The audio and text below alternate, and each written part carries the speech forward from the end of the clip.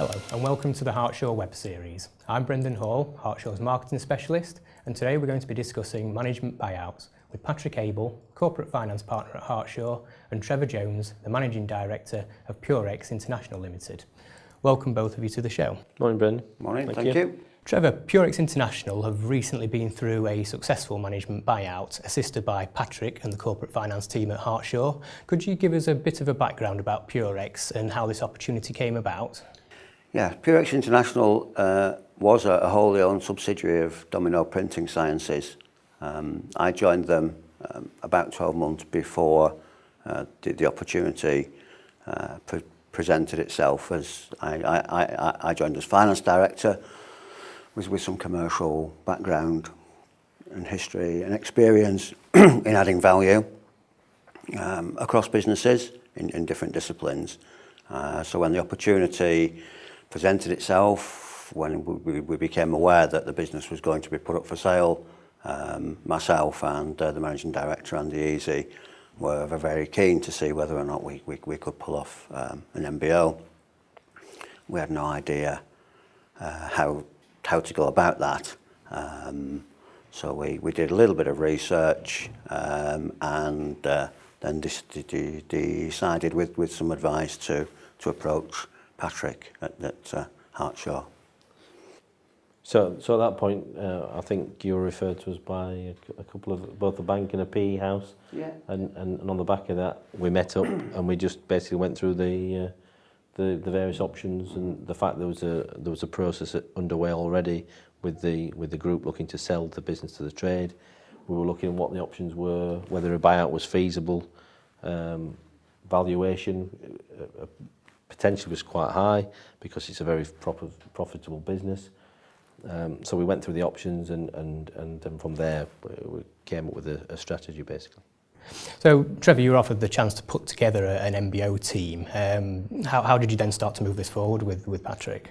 Well, the MBO team was maybe smaller than you might expect. It was just myself and Andy Easy, the managing director. As I alluded to, I've got quite a breadth of experience, and Andy also had a good breadth of experience because he'd been operations most of his career, certainly and throughout Purex, and had risen up to be managing director. So between us, we had the necessary skill sets to move the business forward and to persuade the funders that we were a management team that was worth backing. So that was the team that we put together. And you were recommended Hart Shaw by one of your other advisors. What were the underlying reasons for choosing to work with Hart Shaw in the end? The underlying reasons, the backers, both the incumbent bank and Finance Yorkshire, who we approached, said that critical to pulling this transaction off would be good quality professional advisors, and they recommended 3 or 4 that were all very reputable. We decided to go with Patrick for a number of reasons, but the primary one was he had the background, the experience, the professionalism, but also he speaks a language that we were able to understand. It fitted very well the way Patrick puts things across. And Patrick, you've got a strong background in similar sectors to what Purex International work in. How can you apply this knowledge to the business? Yeah, well, I've got a manufacturing background myself. I started my career in manufacturing, and I've also worked in private equity. So doing that and being an advisor means I can see a business from all angles, which is why hopefully things translate easily. And I also speak Yorkshire like Trefor does. So Trefor, having appointed Hart Shaw, there must be a number of things to take into consideration before things start to proceed. Can you explain a bit more about that, please? Yeah, we obviously appointed Hart Shaw as our advisors, and then sat down with Patrick, who was able to map out, if you like, a perfect MBO, but he was made us very aware that the perfect one probably wouldn't exist. So there's a number of things. First one was to put a valuation on the business so as we could put a formal offer in. So that valuation came from a multiple of earnings. So we were confident that we were pitching the price, at a sensible level. Second thing was how we were going to fund that purchase price. Patrick took us through a number of models, debt, equity. We were very keen on debt because we wanted the control. If we'd seeded equity, then that could have or would have necessitated us relinquishing some of the control, which we didn't want to do. We decided we would go down the debt route if at all possible, with a backup of equity, and Patrick was able to put us in touch with a number of potentials. The incumbent bank were happy to talk to us, and transpired they were keen to fund the transaction, which was a pleasant surprise, but nonetheless a surprise. I was expecting to get a certain percentage from the bank, and then we would need to go to market to top that up. So the bank came up with a deal, an offer, which was great. It was exciting because it meant that now we had the funds to actually do the transaction. But I had no idea whether that offer was a good one or very expensive. So again, we turned to Patrick, who, with his experience of the market, was able to quantify the fact that offer was competitive in terms of market rates. And his advice then was, let's go with it. Yes, we can go to market, and yes, we may get it slightly, less expensive, but in the current climate, that's a good deal. Yeah, and also as incumbent bankers, it meant that the practical things like post-completion, you've not got to worry about changing your direct debit mandates with suppliers, customers, etc., changing bank details, which can all add a layer of hassle if you're not careful. So we looked at the offer and thought, well, it's pretty competitive. We probably wouldn't have beaten it. We might have done by a very small margin. So we thought, well, time's of the essence as well. Let's push on with that. We had backups just in case, so we never run a process with just one funding offer, but we had a couple of backup offers in the background just in case anything went wrong during the process, but luckily it didn't. The bank also offered a facility as well as a revolving facility. They offered debt supported by a government guarantee, which is a very helpful thing in a management buyout situation, which again helped us not have to go the equity route. And that coupled with a deal structure we did with the PLC, along with, because as Trevor said earlier, I think some of the business, quite a significant part of the business, still trades with the PLC. We were able to put a structure in place that made them happy, that they were getting a good deal going forward, but also made us get a better structure in terms of the overall quantum of debt we needed to raise. Were there any obstacles along the way which could have prevented a smooth completion to the deal? I think in all MBO transactions there's always things that pop up along the way. In this particular instance, there was, unbeknown to us at the outset, was the fact that the PLC we were buying from were also being sold at the same time to a Japanese organisation in a multi-billion sort of pound transaction, which obviously adds a dimension of difficulty and risk and complicated the legal process somewhat. And Trevor, what did this transaction allow Purex to achieve that wouldn't have been possible before?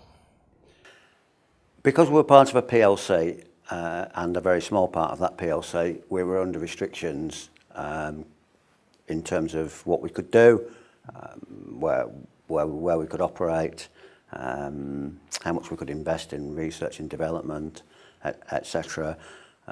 So once the gloves were off, if you like, once we were free to behave in a way that we wanted to, carry out the actions that we wanted to. We were able to cherry pick the key things, which was some research and development into new machinery, open a USA office, and move out of rental property into purchased property. So those are the things we decided we would focus on first. And I think one of the main things was that the deal structure that you wanted to achieve was to have control between just the two directors. So we were able to put together a financial package that meant control was vested with the management team. So they're not restricted by third-party funders, basically, that could have a stranglehold on what they wanted to do, because you'd had very strong ideas of where you wanted to go, and the US is a particular area of interest. Yeah, Patrick was absolutely critical in helping us achieve that goal. And Andy and I decided that whilst we wanted to do the MBO, if we couldn't do it in such a way that we were able to have control, because otherwise we would be just working for another domino, if you like, that we would probably walk away from it. But with Patrick's help, we were able to structure the deal in such a way as 100% of the equity resides with Andy and myself, which was critical.